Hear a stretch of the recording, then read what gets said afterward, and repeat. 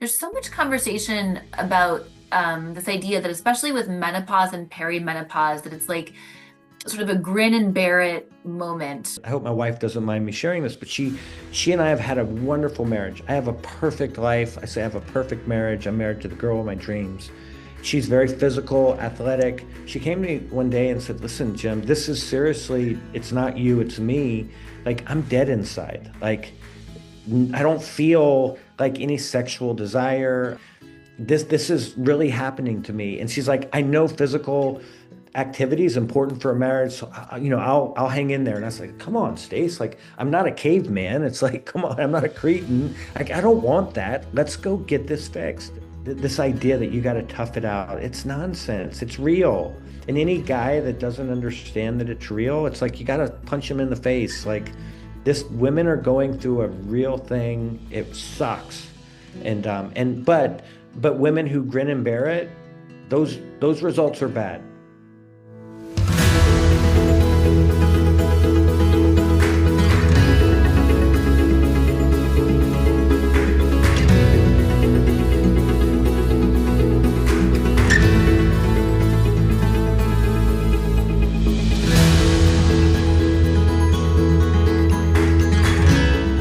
Hi, and thanks for watching and listening. My name is Mike Alden, and that is Dr. Taryn Marie Stacekel. Hey everyone, welcome to the Better Body Lab podcast. We're so excited for you to join us for this episode. And with us, we have Jim Donnelly. Now, if you haven't heard Jim Donnelly's name, you have absolutely heard of some of the wellness, longevity, and health optimization companies that he has founded. He is the former CEO and co-founder of Restore Hyper Wellness and the current CEO and co-founder of Humanaut Health. Welcome, Jim. Hey guys, nice to be here. Thank you for having me. Thanks for being here. So, just as we were talking before we went live here, our listeners really love to hear and I love that your current company is called Humanaut Health, because I think our listeners love to hear the human side of the story that's kind of behind, right, the health optimization and well-being and longevity. So, Jim, you are a high-level athlete. Your wife was a high-level athlete. And together, that has sort of brought you on this journey into biohacking, health optimization, longevity. Talk to us a little bit about what that journey has been like for you, from you and your wife being high-level athletes, and how that's inspired you to create some of the things you have. Yeah, I grew up in an entrepreneurial family, not a particularly affluent family. My dad was an army officer, my mom was a school teacher, and my dad was on the side always doing businesses and was probably not the best entrepreneur because he was bankrupt three different times. And so we started with not much money and then three bankruptcies. So I had to be really scrappy early on. My parents told me, from the time I could remember, "Hey, you're going to college, you're paying for it. Hey, you're gonna make your way, but you got to go do that on your own." And that was great. And so that kind of set the table for me just understanding I got to go make my way in the world. And so I was pretty aggressive about pursuing great opportunities. I did my undergrad and MBA in less than 4 years combined. Paid for that through an ROTC scholarship. Tried to play sports on the side in college and decided that I was too interested in entrepreneurial things to kind of be sidetracked by all the sports stuff. And just led a really aggressive life. Had a corporate career at top companies like Citibank and Kraft Foods on Jello pudding, and developed new brands for Coca-Cola. All of these experiences, and they kind of took me all over the world. They exposed me to lots of different things. And my thesis about entrepreneurship became I want to do only things that I'm super passionate about at that phase of my life, and things that I think would make a difference in the world. And because of that, I've done a series of companies that, to be quite frank, are totally different. My first big success was a travel company called I Go You Go. It became the world's largest online travel community, and we won a Webby Award in 2005 for the top travel site in the world. Now, why would I do that? I did that because I was super interested in travel. I traveled and lived all over the world. I was at a time in my life when I was single and exploring and all that. And so it kind of complemented what I was passionate about. Fast forward, you wake up and you're 45 years old. You have done all these things athletically. You've pursued an aggressive life. I went to Ranger School. My wife was a West Point grad that ran track in college. And we were just kind of broken. We'd wake up and be very sore. And some of the kind of, extreme sport things that I like to do, they just hurt. And so I was always kind of had my eye open for what I could do to fix that. And serendipity happened. I was picking my wife up at her corporate office. She was working for a big company, and a friend of hers walked by and said, "Hey, Stace, I'm going to do cryo. I'll see you later." And we were about to go to lunch, and I said, "Hold on, what's cryo?" And she told me, and I said, "Well, shoot, go freezing ourselves sounds way better than lunch. Let's go do it." So it was really as simple as that, my first intro to cryo. And long story short, I go to this cryo place. It's hideous. The environment, it's essentially next to a bail bondsman kind of place. The owner I did not find particularly compelling. He was bragging about how much money he was making literally while I'm in the cryo chamber. But the one thing that was a positive was I felt great after it. And so I walked out of the door. I said to Stacy at the time, that felt great. It's super simple. I think I can do it better. So within 3 months, we had a lease signed, had our first restore cryotherapy location on the way. And the idea was worst case, I'm gonna have a place where me and my friends can go freeze. Best case, we'll see if there's any sort of traction here for a real business. I love that story as as an entrepreneur, and both, Dr. Tara and I are both entrepreneurs as well. And we're also both, by the way, members of Restore. We didn't talk about that. And I'm big fans. So, you're co-founder of Restore, built that business, and we're going to talk about your current business in a little while. But cryo, like you said, you didn't even necessarily know what it was. Let's just jump right into what is cryotherapy, and why should people be interested in it? Yeah, so cryotherapy is cold therapy, and there are a variety of ways to do it. At Restore, we would do it in cryo chambers where, back in the old days, they were nitrogen-powered cryo chambers where you would step into it almost like a tube. Your head would be above the tube, and your body would get cold. And a variety of things happen when your body gets cold like that. You get things like vasoconstriction, so the blood vessels sort of constrict and the body goes to your core to protect your organs. And then when you get out of the cold, the opposite happens. You have vasodilation, and your body now thinks, I just went through this hard thing, so I've got to release endorphins, I've got to release collagen, I've got to all these different things. And so uh, the one of the knocks on cryotherapy, to be quite frank, is like when you list all the benefits, you could talk for 10 minutes.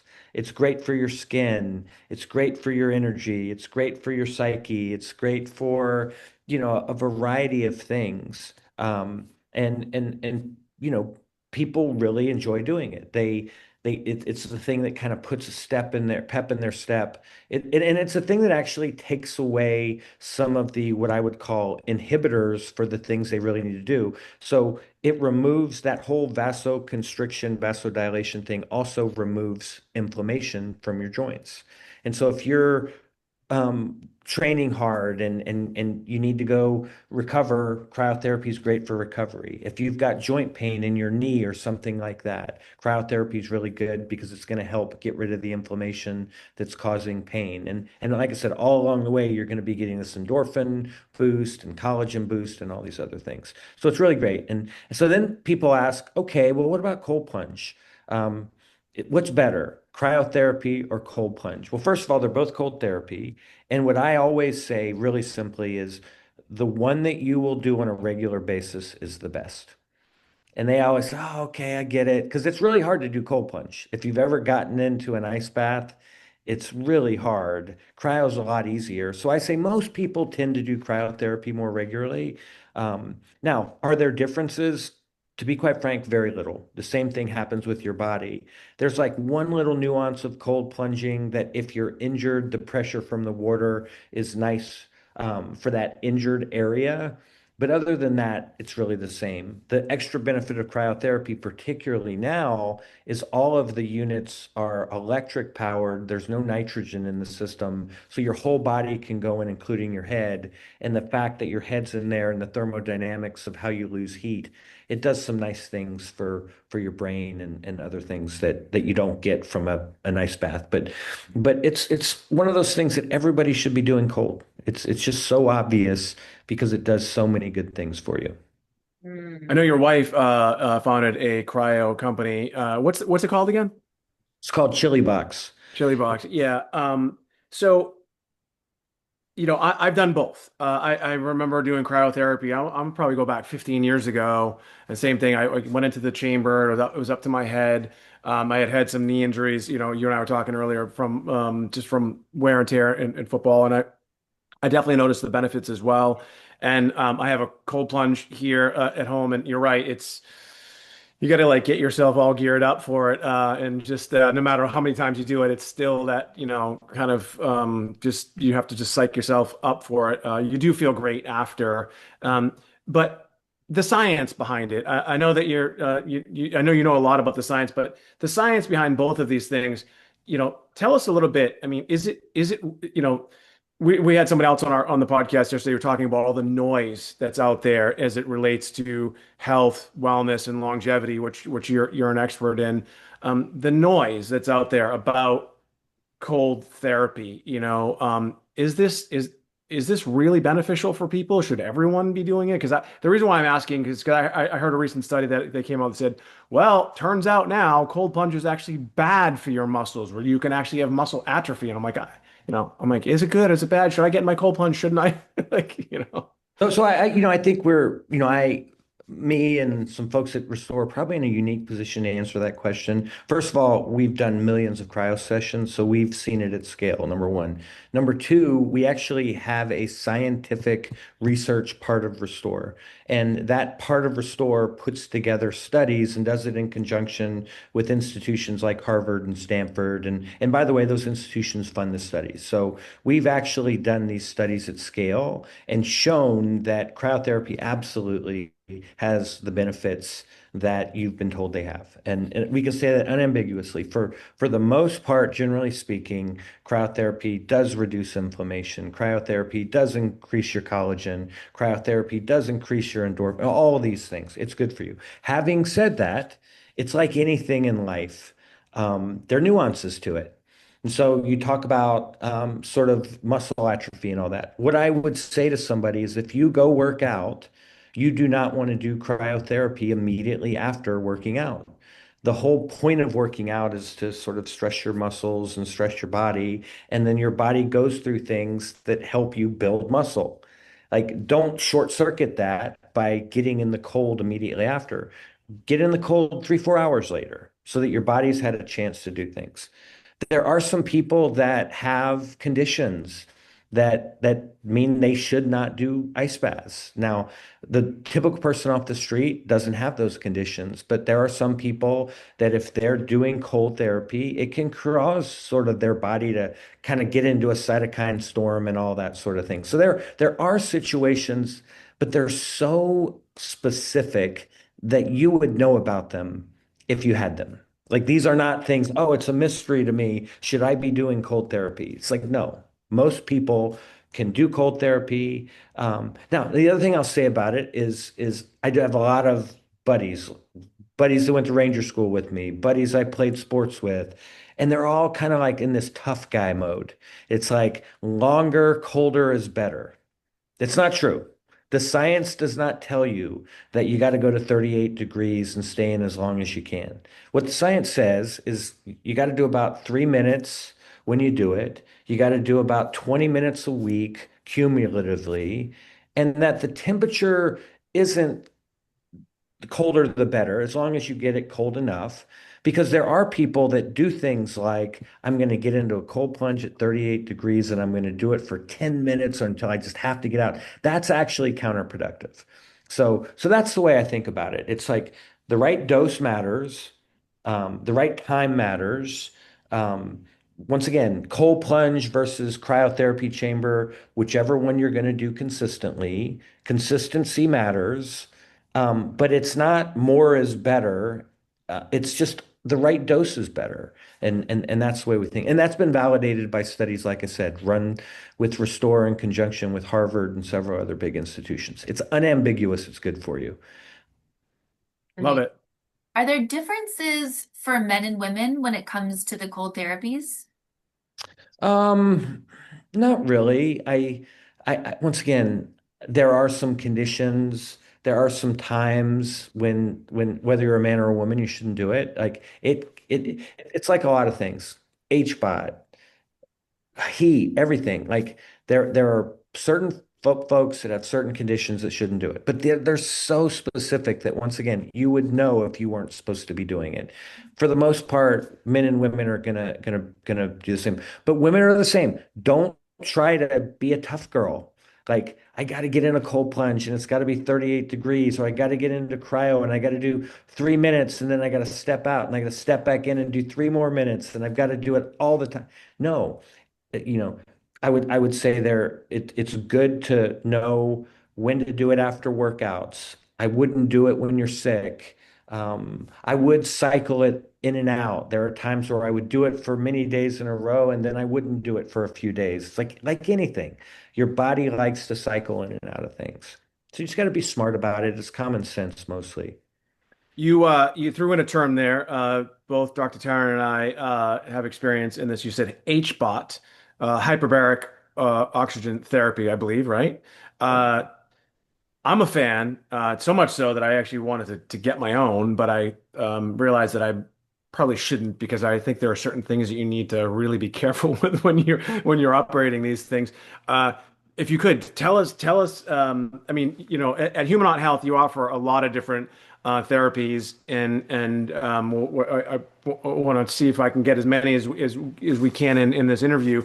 But hyperbaric oxygen therapy. Tell us a little bit about that. Why Sure. even like Restore how offers it, and I believe Humanot also offers it, correct? Yeah, Yeah. Restore offers cryotherapy. Humanaut offers cryotherapy. Restore offers what we would call soft shell hyperbaric up to 1.3 atmospheres. Humanaut offers hard shell, more medical driven hyperbaric up to 2.0 atmospheres. So they're different. I would say that for the most part, 90% of what people want hyperbaric for, the soft shell 1.3 atmospheres is good. You sort of call it, it's more for wellness. It is going to sort of improve your blood flow. It is going to sort of bring blood flow to areas that have inflammation. It is going to help your body build extra blood vessels. It does all kinds of really good things. Once again, hyperbaric oxygen therapy, I think, is unambiguously good for people. The vast majority of people should do it. Now, same thing. Higher pressure is not always better. There are people that should go in at 1.3 atmospheres, but instead they'll go to a place where they can do 2 atmospheres. In the first session, they'll jump right in at 2 atmospheres. Like I'm very much against that. There is nuance in that. It's like go do it at 1.3 atmospheres, see how you feel. Then you can kind of inch up if kind of um, if it kind of treats you well. But there are people that have things like long COVID, people that have these things that no one can explain, and they want to jump into a hyperbaric at 2.0 atmospheres before they've even acclimated. It's like anything in life. Like you got to be smart about it, and you got to ease into it. And Jim, same, you got to put some sessions together. People get into hyperbaric oxygen therapy and think, oh, I did a session, I'm good. No, you got to kind of load it. And so you got to put 5, 6, 7 or so sessions together really quickly. And then you can kind of cycle in and out of it. You don't have to do it every day. Matter of fact, if you do it every day, that's too much. Don't do it every day. And I'm giving all of this not as medical advice and not telling anyone how to do it because there's nuance, but there are real protocols around it. So depending on what you come in for, we had a kid come in to Humanaut the other day because he's a soccer goalie and he got cleated in the face and he's got 18 stitches and he's a 16-year-old boy that could be a model. He's a beautiful kid. And I don't say that because of my opinion. I say that because my 16-year-old daughter says he's one of the cute kids at school. So he's coming into hyperbaric because it's got really great benefits for healing and healing scar tissue and helping mitigate what a scar will look like on his face. Um, we have a whole bunch of other people that come in and do hyperbaric oxygen therapy more for longevity, just for general longevity. And you got guys like Brian Johnson out there, who's the do not die guy, that has put together protocols for longevity and has literally said it's the single most effective thing I've done as a super optimized guy in the last year. And so he's got this sort of 60 hours and 90 days kind of approach. And so depending on what you're doing it for, there's just a different protocol. Now, the horror stories that people hear about is, oh, I've heard that it's flammable. I've heard that it is blown up. And, those are all instances where people have not operated their hyperbaric oxygen therapy the right way. They're in a medical setting where you're treating people with wounds and stab wounds and the bends, you will create pressure in the chamber with pure oxygen. That creates a very flammable environment. So they have very specific protocols. You literally have to go in with cotton, nothing metal, no phones, anything like that. In a commercial setting outside of a hospital, anybody that's creating pressure with pure oxygen, that's insane. You should be creating the pressure from room air that doesn't have extra oxygen in it. And once again, I could talk for an hour about all the safety things you should do. And if people aren't doing that, you should run from those places as fast as possible. Once again, Yeah, not giving medical advice or anything like that, but we treat people for all kinds of things. I know Dr. Taryn wants to jump in real quick, but before I let you do that, Dr. Taryn, sorry. What is But are you sorry? Not really. What Sorry, God. is hyperbaric oxygen therapy? Because if you could just give us the basics. I mean, it sounds obvious to us. Okay, it's oxygen, Yeah. but what is it really? You're in a chamber that's pressurized, Okay, and you measure the pressure in what they call atmospheres. And so think about when you kind of scuba dive and you're going deeper and deeper. Think about when you go into outer space, the pressure is changing. So hyperbaric is more like when you're diving and more pressure. And so you go into this chamber, you typically are sitting or lying down, and the pressure is increased. And then in one way or another, you're breathing oxygen or there's oxygen around you. And that's what creates all of the benefits. That okay, pressure is the important part, and then the extra oxygen accentuates the benefit. great. Thank you for You're that. really increasing blood flow. You're getting blood to areas of your body that don't get it as easily. It's really good for getting oxygen and blood flow to your brain. It's really good to get oxygen and blood flow to areas that are injured because there's inflammation there, things like that. I love that. Great, thank you. We talked about the cold therapies and HBOT. What about sauna, Jim? Can you walk us through why it might make sense for some people to have a sauna practice? Well, I get another question quite regularly. It's like, what is the most important thing? And I say, well, listen, in a world where you have to make choices, and a lot of times this question's asked in the context of what I should put in my home. I always say start with a sauna. Hmm. Sauna's the most obvious one. Sauna's been around for hundreds of years. Literally, whole populations in Scandinavia use them. You've got studies at population level that show there are incredible benefits from a sauna. And so I would always say, if you do nothing else in this whole sort of biohacking, preventative wellness world, I think sauna is probably the easiest one. It's also the form factor is easy to put in your home, easy to find a lot of places to do saunas. And so once again, there's a detox component to it. You're sweating, you're getting bad stuff out of your body. There's a cardiovascular component to it. It's really good for your heart. It's almost like doing a workout without doing a workout, not an intense workout, but you can measure sort of the cardiovascular benefit. Um, the heat shock proteins that you get from doing something in the extreme heat, there are many benefits that has for your body, but from a longevity perspective, from an overall wellness perspective, I think saunas are the most obvious thing. There's a mental component to it. When I do my sauna sessions, I tend to make them my meditation time. I also tend to make them my deep connection time. I'll do a session with my wife. I'll do a session with my 18-year-old son. There's no phones. We're talking, we're meditating together, we're sitting beside each other. There's so many good things you can do with in a sauna.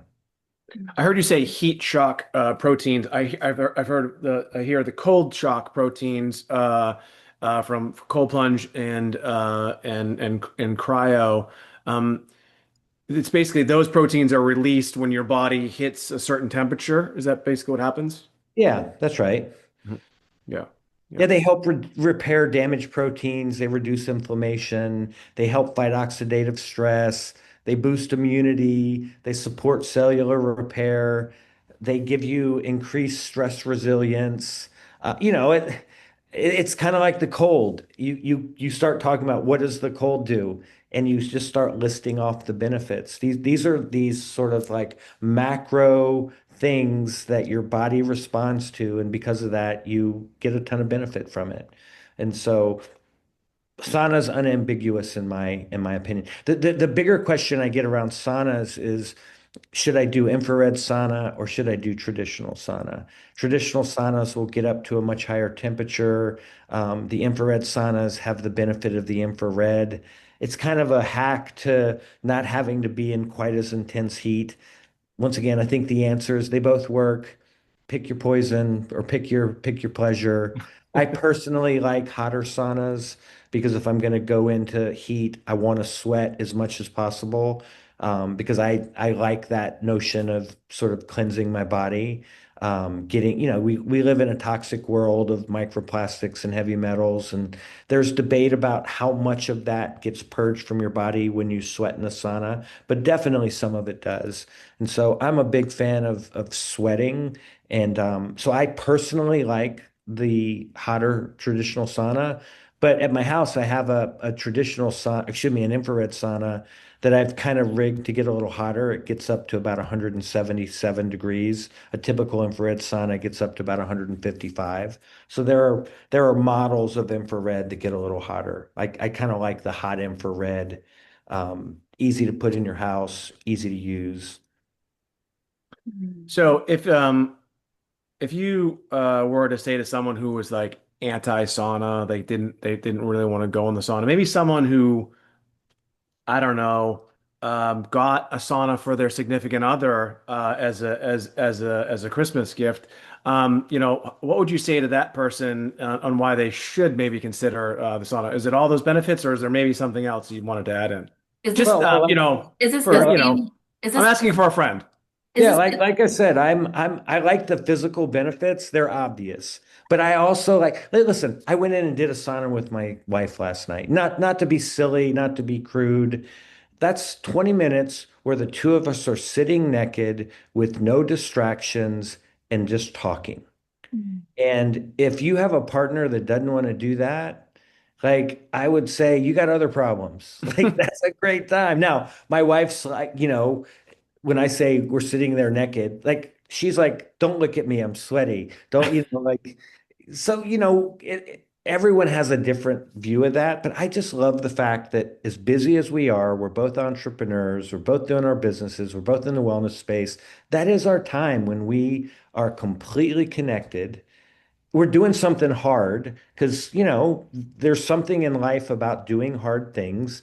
People that don't ever stress their body, that don't ever do hard things in life, there's a whole bunch of studies around, what that does for your resilience in a good way. It's one of those little hard things that we share. And to be quite frank, it's a lovely part of our week.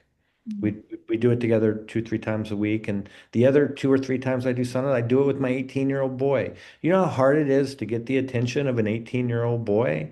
Like I have a son that I have a great relationship with him. He's delightful. He's applying to Stanford and Princeton, for school. He could not be a better young man. But that 20 minutes where I get to sit next to him in a hard thing, it's man, it's delightful. And we're getting this great benefit, this physical benefit as well. So anyway, that would be my pitch to them. That's sweet. I love that. I personally, Mike was implicating me there.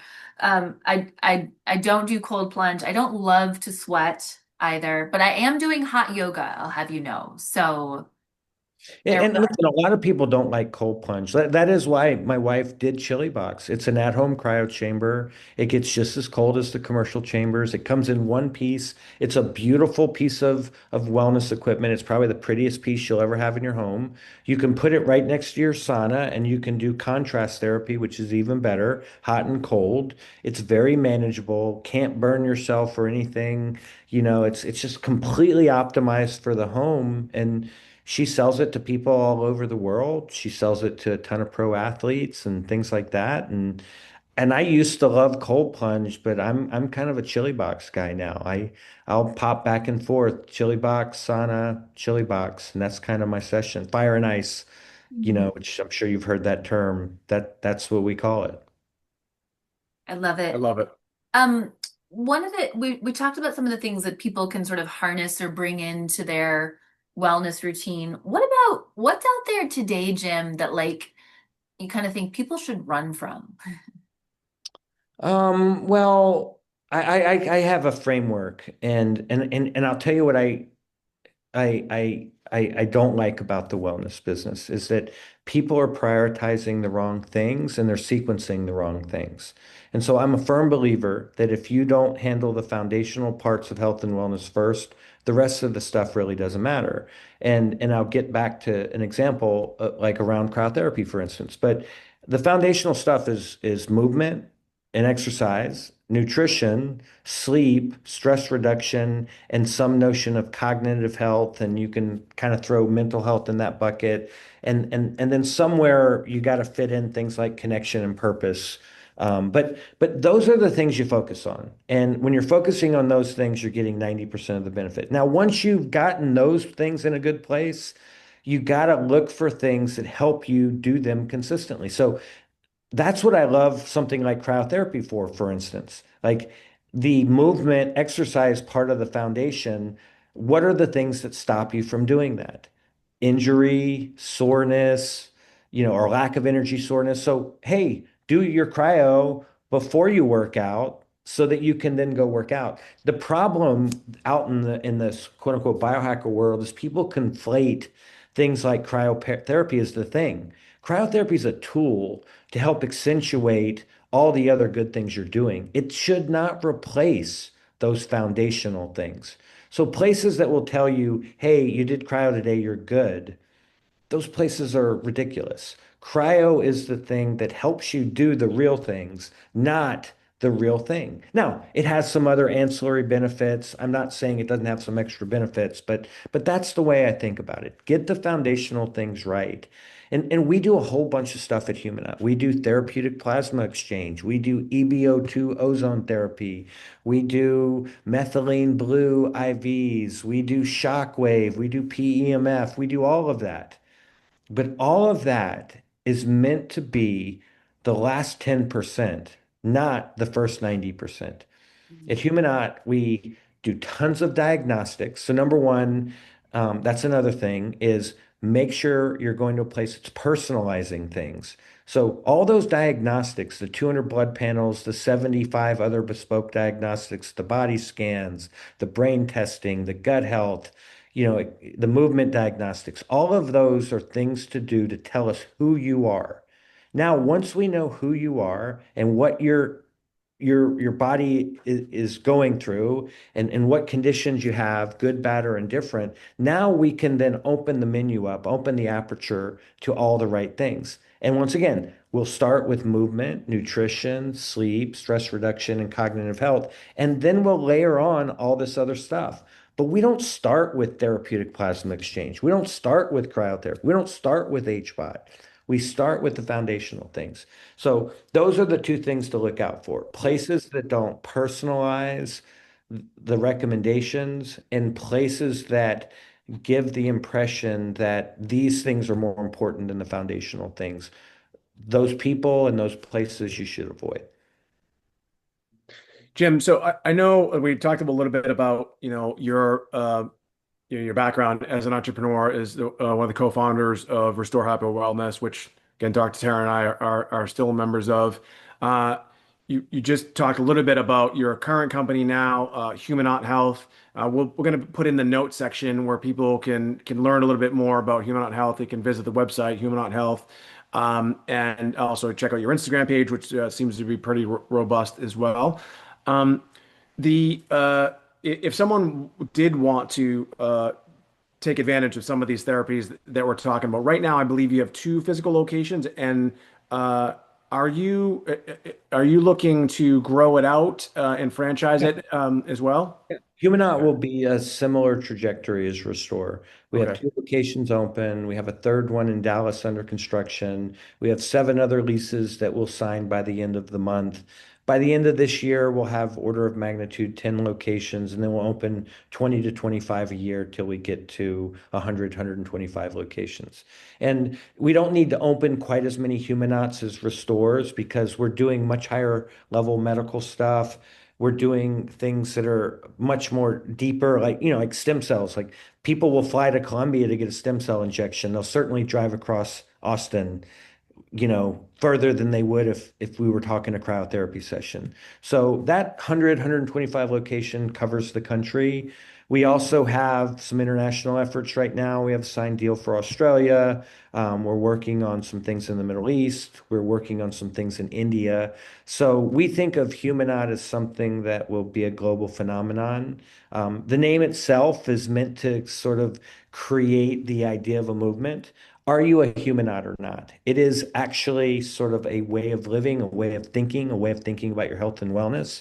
And when customers come in, we make them sign the Humanaut pledge. I will live like a humanot. We make them sign an accountability protocol that says, I am responsible for these things. And by the end of January, we're literally launching a medical guarantee that we guarantee you will get the results you want if you sign the pledge and you sign the accountability protocol. But the idea is for this to be national. We do some things via telehealth, so we're somewhat national already. We have clients all over the world that come to us. And the reason is simple. We're really good at it. We get incredible medical results, not just wellness results. I tell people all the time, you want a stat, 87% of the people that come to us with metabolic dysfunction, i.e., all the things around weight and insulin and pre-diabetes, diabetes, that's affecting close to 70% of America. Within 6 months, 87% of our clients have no sign of metabolic dysfunction.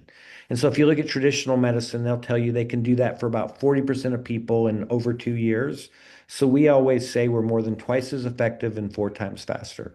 But that is because we have a very specific philosophy around how to do it. We have things like an accountability protocol. We make it more fun and engaging.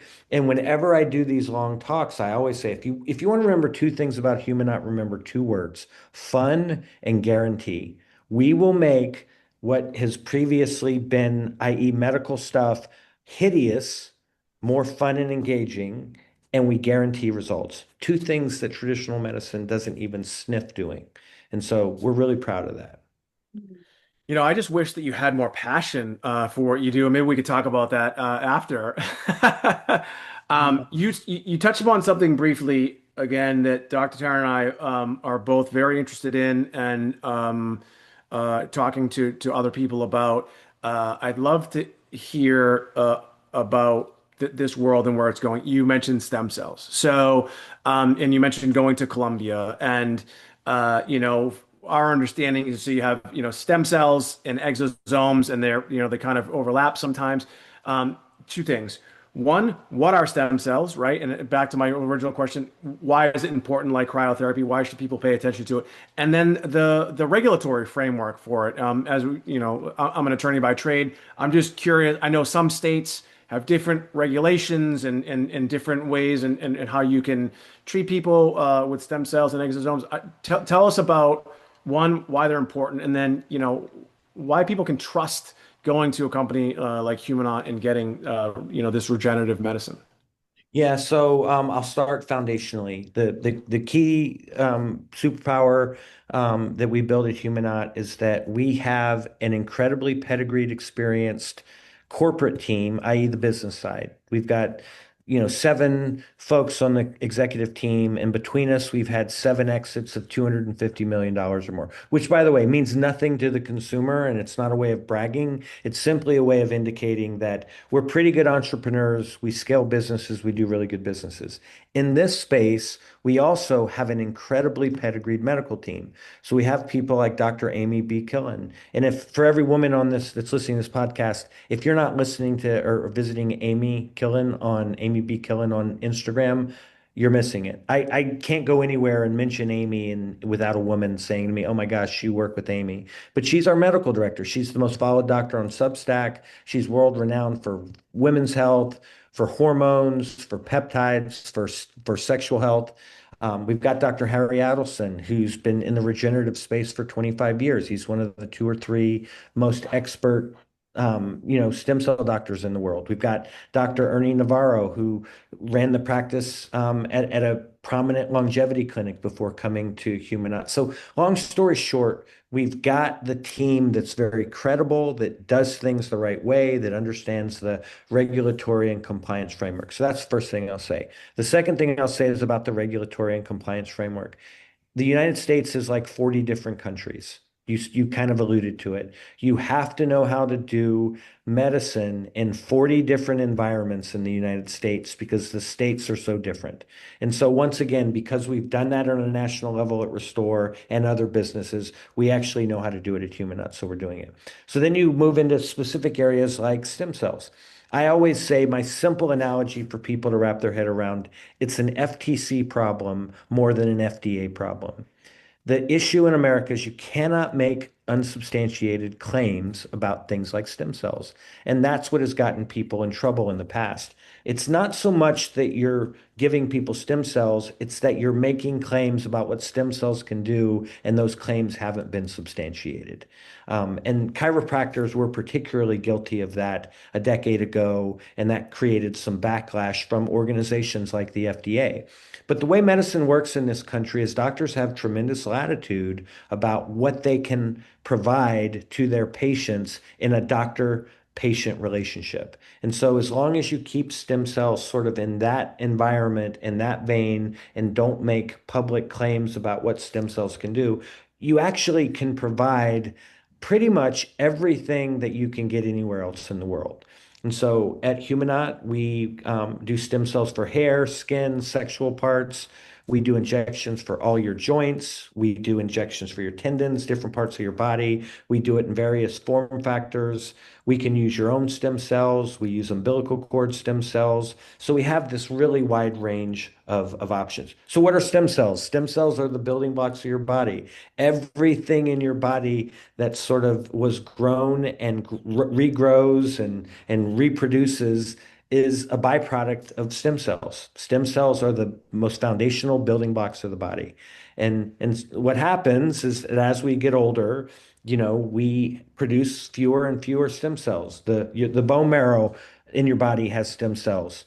It's constantly working. And as you get older, you get fewer and fewer stem cells in your bone marrow. You have stem cells in your fat, you have stem cells in your blood, you have stem cells all over. And they're the things that are the building blocks of your body. Then you'll hear words like exosomes. What are exosomes? Exosomes are the signaling agent for stem cells. Exosomes tell stem cells in your body, hey, I've got a problem here, come here.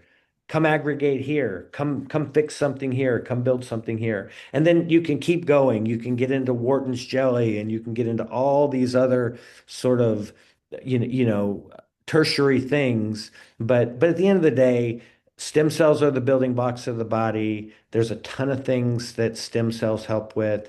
Out in the world today, many orthopedic surgeons will put stem cells in a knee or a shoulder when they do a surgery. Wellness clinics are using stem cells to help people deal with pain and other things like that. And, so I don't ever want to give advice on a podcast. I'm not giving advice. Personally, I've had great experiences with stem cells. My anecdotal story is that I got run over by a drunk driver, 65 miles an hour through a green light in my truck, 65 miles an hour through a red light in their truck, about killed me. And for a year, I was miserable until I went and did a stem cell procedure for my neck, my shoulder, my chest, and my knees. And it essentially brought me back. Not only did it bring me back, it took me back to what felt like 20 years prior. So my knees felt like my 30-year-old knees. My neck, I haven't had a twinge of issue with it in 4 years, things like that. So I'm very quick to tell people that everybody responds a little differently. It's sort of a 80, 90% sort of thing. There's always 10% of people that are non-responders and things like that. But I've had great experiences with it and I've seen it at scale work for all kinds of things. Wow, again, man. I actually texted Dr. Taryn. I'll just tell you, man, you are great. Like I'm so excited to have you here and to learn about it. Again, Dr. Taryn, I'm apologizing, but not really. Um, Cost. I think a lot. We've seen $100,000 infusions, IV drips, for stem cells and exosomes. I think of stem cells and exosomes as something that only the elite, the rich, and the famous, can participate in.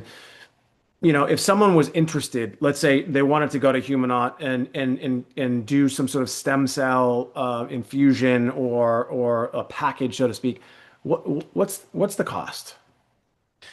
Listen, I'll start by telling you our mission. Our mission is to democratize health optimization. And health optimization are all of the things that we've talked about, plus a whole lot more on this podcast. And the word that gets coupled with health optimization a lot is the word longevity.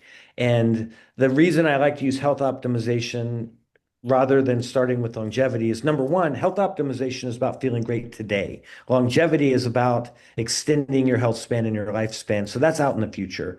And so, number one, I start with that. Number two, democratization has been a tenet of my life mission now for multiple companies, Restore, Humanaut, and others. It does not excite me to do a $100,000 IV infusion. It does not excite me to do, $80,000 stem cell treatment. By the way, we do them. We have clients at the richest levels. We have some of the most famous Hollywood actors, athletes, people that aren't even athletes know the athletes that we treat. But that's just a part of our business. The bigger part of our business is the fireman who comes in. And I'll give you a story about a specific person. I'm not going to name their name. And I'll kind of bring the sort of affordability dynamic in it. Fireman came to me. He's a friend of a friend. He said that my friend introduced us and he said, listen, I got a good buddy. His back is now to the point that he cannot work. More importantly, he can't exercise and work out. He's a big beach volleyball player. Said, okay, great, we'll talk to him. He said, listen, Jim, I've studied the places in Mexico and Costa Rica and Panama and all that. I can't afford it. Number one, just going there is expensive. Number two, I don't have $30,000 to spend on it. And I said, all right, tell me what you can afford. And he said, well, about $5,000. And I said, you know what? I got good news for you. We can do your back for less than $5,000. Now, someone might be on this podcast and hear the word $5,000 and say, golly, that's awfully expensive. But let me give you some context. This is a fireman that can no longer perform his job. This is a fireman whose identity, which has always been around being athletic and active, can no longer be athletic and active. His entire life is affected by this back issue. It is an existential issue. Is it worth $5,000 in a world where people waste $5,000 on the amount of coffee they buy in a year? The answer is yes. And so we have found a way to give people stem cell treatments that they can't afford. Some are more, some are less. I've seen people get their knees repaired for $1,500. I've seen situations like this, a pretty complex back procedure, for around $4,000 or $5,000. And of course, I've seen the $8,500 procedures where there's no limitation, do everything, every joint, do my hair, my skin, my penis, do my joints, not just my shoulders and knees, do my fingers, do my toes. Like I've seen it all. But for the normal person, they tend to have knee problems, back problems, shoulder problems, neck problems. We have a pretty affordable approach to those things. And I'm not happy with where we're at. I want to get it lower. And the way you get it lower is scale. I say it all the time to my team and to everyone on these podcasts. Scale matters. When we have 100 clinics and we're touching millions of people, our ability to reduce the price is exponentially greater than when we have two clinics open. So we're getting there. Wow. Thank you. That's exciting. I could go a couple different directions with this, but I think what I want to ask you as we kind of start to close our time together today is as you look at sort of the forefronts in health optimization and longevity, what are you most excited about as we look at the present and look to the future? Yeah. Well, what I'm most excited about is what has always excited me. It excited me at Restore. It excites me at Humanaut is that you don't have to do all the crazy stuff to get great results. Like, I wrote a book, I didn't like the title. It was called Restore, the life-changing power of right-away wellness. And because the name of the book was Restore, people thought that it was a book about the business restore. It was more about the modalities and the things that we did. And one of the general themes of the book was that you actually don't have to go pay for these things. You can do a cold shower. You can do lots of things without going to a restore. Now, a restore is an easy way to do it. A Humanaut's an easy way to do it. But a lot of these things are accessible to you. And if people would just make some changes around the way and the amount they move, some tweaks in the way they eat, some tweaks around the way they sleep, you know, that gets you such great results. So that has never changed. It will never change for me. Everything that is super important is accessible and doesn't necessarily cost a lot of money. So that's the number one theme I'd like to say. The second thing I'd like to say is there are some really cool things out there. Some of them are too expensive. Like I do therapeutic plasma exchange. I literally take all of the plasma out of my body, replace it with albumin. The idea is I've now taken all the heavy metals, the microplastics, the zombie senescent cells out. And there are studies, at places like the Buck Institute that said that I've literally taken my age back 2 years every time I do that. So I like the fact that there's so much stuff that's available to everybody, that there's this really cool, crazy stuff that sounds like insane, but as we do more and more of it, we're going to be able to make that accessible and affordable for more and more people. And one day, I want a school teacher to be able to afford longevity, to be able to afford health optimization. That's the goal. And we just got a series of things we got to do to get there. But there's so many things. Golly, what are you interested in? Give me one that you've heard about that you're like, tell me about this one. You I know, mean, for me, what you just mentioned, like I'm very interested in it. Dr. Tara and I have talked a little bit about it. We have a partner in one of our businesses that does it all the time. Uh, I'm interested in it, but you know what? I feel like I've been monopolizing this. So, Dr. Tara, what are you interested in? gosh, I'm just learning about the plasma exchange today. I'm wrote a note down. I was like, I need to go. Well, maybe I've misunderstood. That's the thing, Jim, where you get hooked up to a machine and it basically cleans your blood, right? Yeah, yeah, Right. and Yeah. So yeah, it used to be you'll hear the term plasmapheresis or therapeutic plasma exchange. They're actually different. Plasmapheresis is more in the world. Have you heard this? On TV, you would watch show like Billions, and the rich guy would have a blood boy, and he would basically take the young blood and he'd put it in his older body. And the idea was that young blood would make you younger because old blood wasn't as good. What they have found over time is that actually wasn't what was happening. The benefit was that you were displacing old blood. And so it's not necessarily the young blood giving you any benefit, it's just that you were getting some of the old blood out of you. And so what they've discovered over time is that you can do this plasmapheresis thing, but a certain number of people are going to get a reaction because you're putting someone else's blood in your body. What is a better approach, in our opinion, and based on all the research that we've seen at places like the Buck Institute in California, is this idea of therapeutic plasma exchange. You're taking the old blood and you're running it through a blood dialysis machine. You're taking out all the blood plasma, and it comes out in a big bag, like about this wide and this tall. It's like 15 pounds of plasma. It's like I've heavy. seen it. Yeah. Yeah, you've seen it. And then what you're replacing is albumin. And albumin is this very clear liquid. So people kind of equate it to the idea of an oil change for your body. But albumin's like the protein that's in plasma. So you're giving your blood back what it needs to reconstitute and go back in your body. So you're on this loop.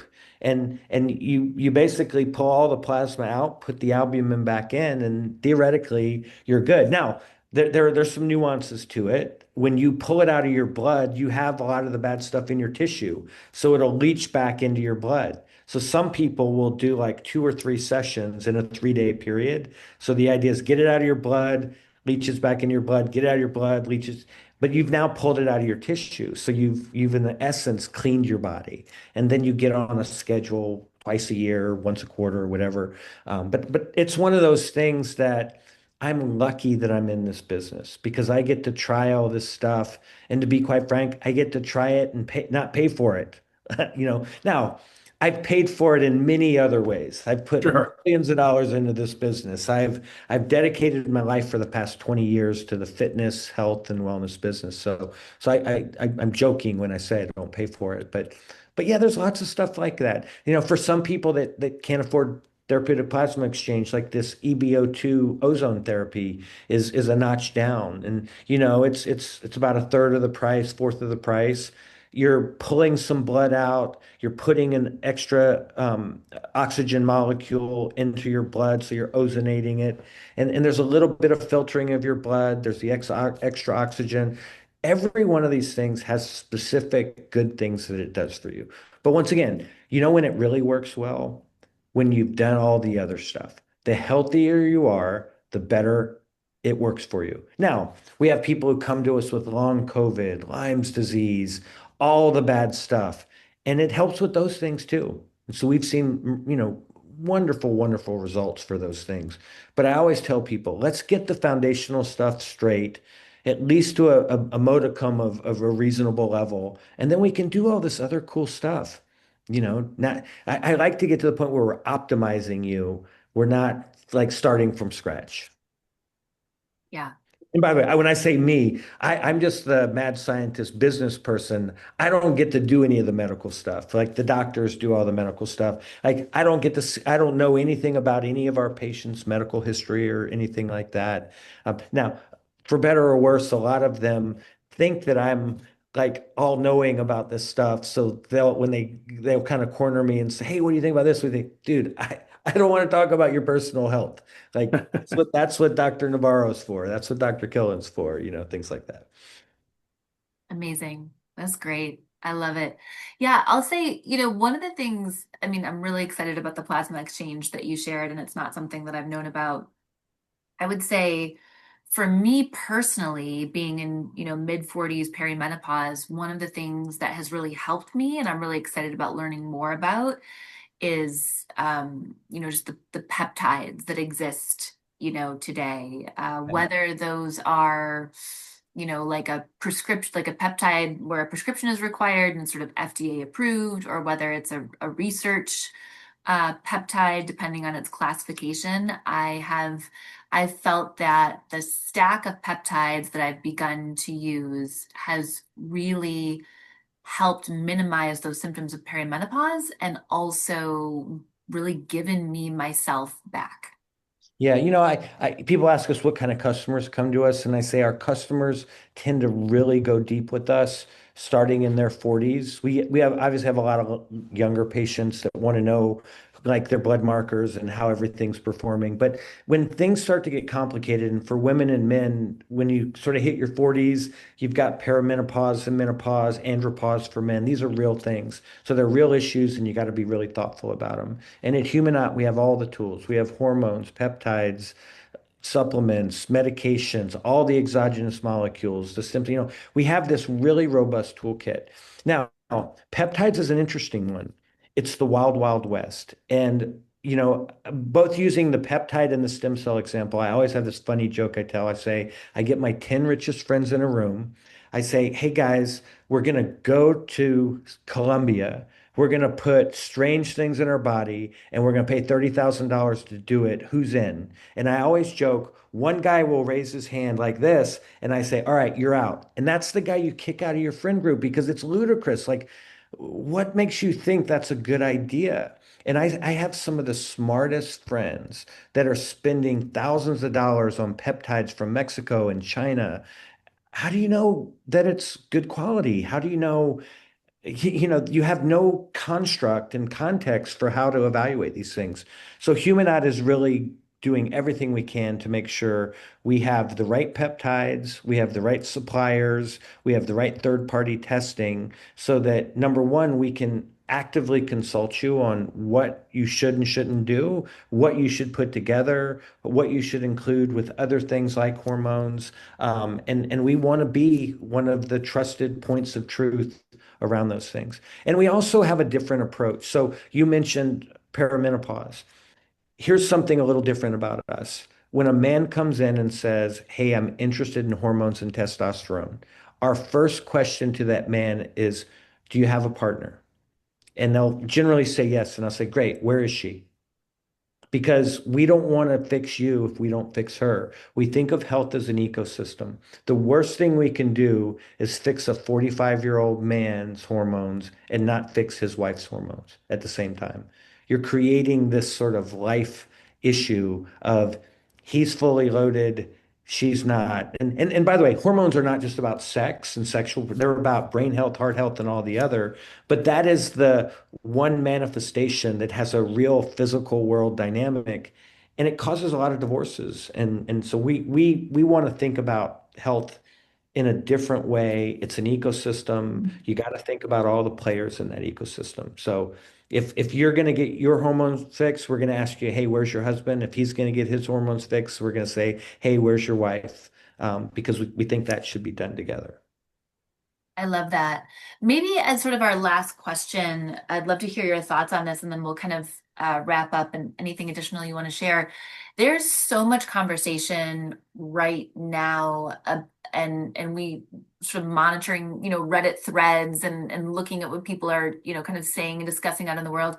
There's so much conversation about this idea that, especially with menopause and perimenopause, that it's like sort of a grin and bear it moment, or maybe you're not grinning at all, you're just gritting your teeth. And I see so many, in sort of heterosexual relationships, I see so many male partners saying, this person that I'm married to is very different, here in perimenopause, menopause, and women saying, I feel very different. I don't feel like myself.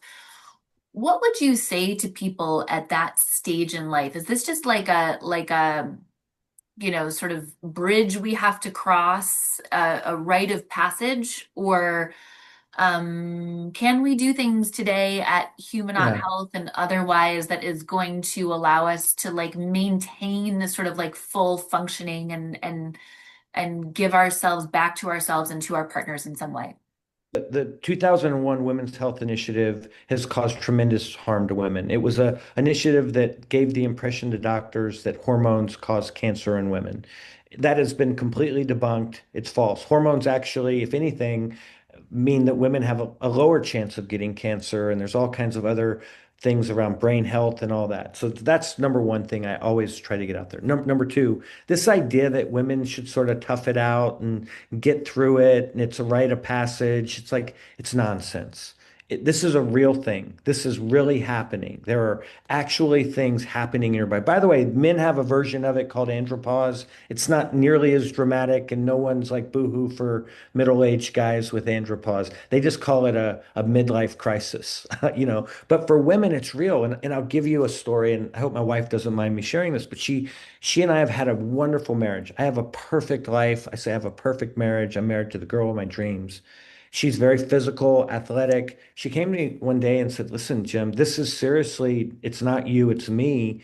Like, I'm dead inside. Like, I don't feel like any sexual desire. I don't get aroused. Like, I have a hard time lubricating. Like, this is really happening to me." And she's like, "I know physical activity is important for a marriage, so you know, I'll hang in there." And I was like, "Come on, Stace, like, I'm not a caveman." It's like, come on, I'm not a cretin. Like, I don't want that. Let's go get this fixed. And so she's an example of a woman that's come to Humanaut. She's gotten her hormone dynamic fixed. And she's back to the woman that she used to be, where all of the stuff works in the right way. Now, the problem is women's hormones are very complicated. Men's is easy. It's almost always testosterone. By the way, even men should get tested every quarter if they're on testosterone. Their hematocrit levels should be tested. They should drain their blood on a regular basis, blah, blah, blah. But women, it's all about getting the combination right. And it's almost never just one thing.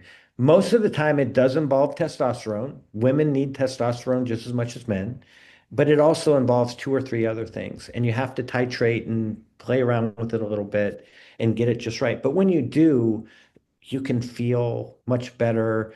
This idea that you got to tough it out, it's nonsense. It's real. And any guy that doesn't understand that it's real, it's like you got to punch him in the face. Like, this, women are going through a real thing. It sucks.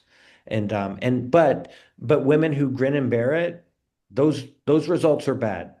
Though they are a different person. They don't want to do certain things. They don't feel as good and have the energy they need. Like, so, you know, I say it to my male buddies too. It's like, dude, like, you're gonna be on hormones one day. Like, it's coming. Now, put it off as long as you can. You know, I do a lot of the things, natural things between working out and, you know, before I went on hormone, you know, testosterone, I did sort of the precursor. You know, there's lots of things that you can do. But once you're not having kids anymore, once you're at a certain age, where as a woman, you're kind of gone through perimenopause and you're going through menopause and you're a guy or whatever, it's like, yes, you're insane not to take advantage of these things. Insane. And all of the women's health initiative stuff from 2001 completely debunked. You can listen even to the conservative guys like Peter Attia, and he'll tell you the same thing. It's criminal. It's criminal what women have been told. And unfortunately, too many they say it takes 17 years for a doctor to get re-educated. So if it's just now become a thing, it's another decade before the majority of doctors in this country will understand women's hormones. So that's why you got to go to a specialty place like Humanaut. Woo! I love it. On fire. Mike Alden, close us out. I was gonna say I was gonna have you close it up because we're talking about women's health, but you know what? I will. And Jim, thank you so much for being here. I loved every second of this interview. I loved everything you have to say, and to end it with really with what you're talking about is hope. You know, for not only for women, you know, but for relationships. You know, Dr. Tara and I talk a lot, and we have an amazing relationship as well. And we talk about people, especially like women, like you're saying, who just they don't think that there is a solution. And for what you just said in those last few minutes, really gives people hope. And I want to thank you, you know, for coming on here and talking about, I mean, you know, not only your story as an entrepreneur, but all the way up through this journey you've taken us on to your personal relationship with your wife. I just think it was such a beautiful thing, and thank you, you know, for doing that. Again, we've been on with Jim Donnelly. He is one of the co-founder of Restore Hyper Wellness. He's also the co-founder of Humanaut Health. If you'd like some more information about Jim, he's also the author of the book Restore, which we do have it here, by the way. We're going to try and it's somewhere in our house.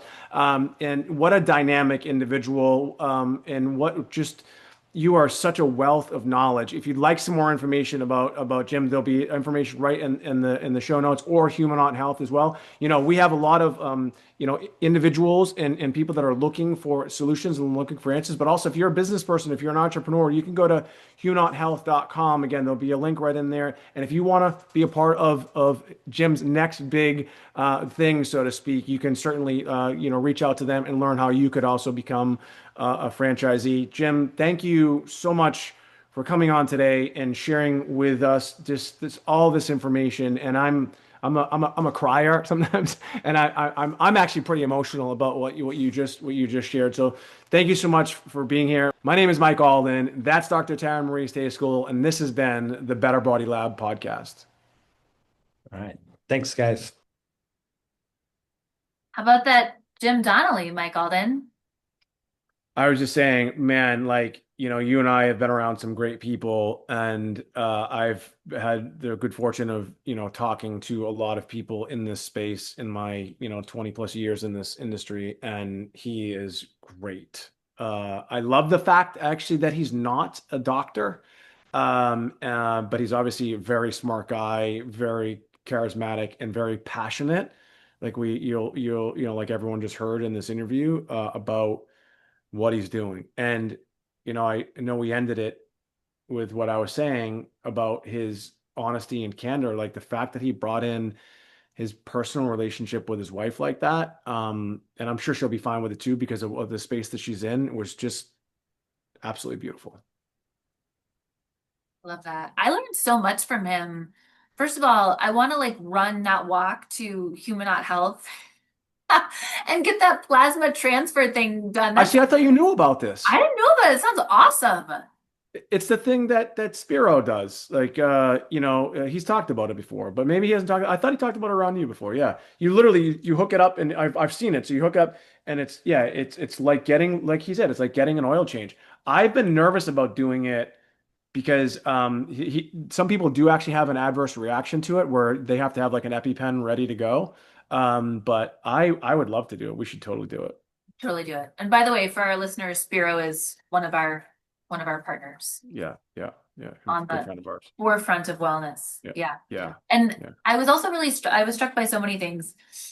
I was struck by, he said, if you're gonna do one of these practices, I mean, I love how he was like, hey, like diet, nutrition, exercise, that's the 90%. We're really talking about the 10%. But if you're gonna do one of these things, I was really struck by that he said sauna. Yeah, and that's why I was, kind of joking with you. Yeah, it's like he said, it's been around since the beginning of time, I mean, when you were in Copenhagen, that was a big thing and people were doing that, right? And so yeah, it's I'm excited.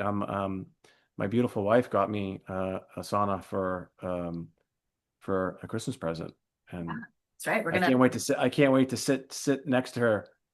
What was his words? Naked? Ne We're gonna fire that sauna up, no pun intended. This was great. Like I'm excited to have this as our first episode, and some of the others that we have coming on board are also great. But what a way to launch this podcast. And as I was listening to him too, I'm just so excited that we decided to do this, and I think it was really driven by you, because I love this stuff. I love learning, like you said, from smart people that are on the forefront of industries, and especially the one that we're in right now. And to be able to sit there and learn and connect with people like that, I feel like it's gonna, prolong our life and the quality of our life. So it was just so great. So good. And I also loved how he could really speak in just general terms, right? Like I remember my advisor when I was getting my PhD was like, look, if you can't explain something at like a fifth grade level, you actually don't understand it well enough. And so I love that he could just come in and really kind of break down, like make it very accessible in his language, like What is cryotherapy? Why would we do it? What is sauna? Why would we do it? His What whole thing about stem cells was amazing too. yeah, that was great. I learned so much about stem cells. I thought it was phenomenal. Yeah, yeah, I know we have a stem cell person coming on soon as well, but like, yeah, I mean, he was, man, great job. I want to give you credit for getting him. I know you've gotten pretty much all of the guests up until this point, but man, he's It was so phenomenal. good, so good. Well, Yeah. everyone, thank you for joining us here on the Better Body Lab podcast. We had so much fun on this episode with Jim Donnelly, and this is our marquee. This is our inaugural episode. So thank you for being here with us. We are uh, Mike Alden and I are not new to the podcasting space. He has the Alden Report. I have Flourish or Fold, stories of resilience. But we have come together. We've joined forces for the Better Body Lab podcast. This is our inaugural episode. And so we hope you'll join us for future episodes. And do us a favor, since we're new to this show being a podcast, if you'd share it with your friends, your family, your neighbors, your colleagues, we would love to get the word out that there is a place where you can come where no question is a bad question, and we're all here demystifying and unpacking what health optimization, well-being, weight loss, and longevity really means. Until next time, this is Mike Alden, and I am Dr. Taryn Marie.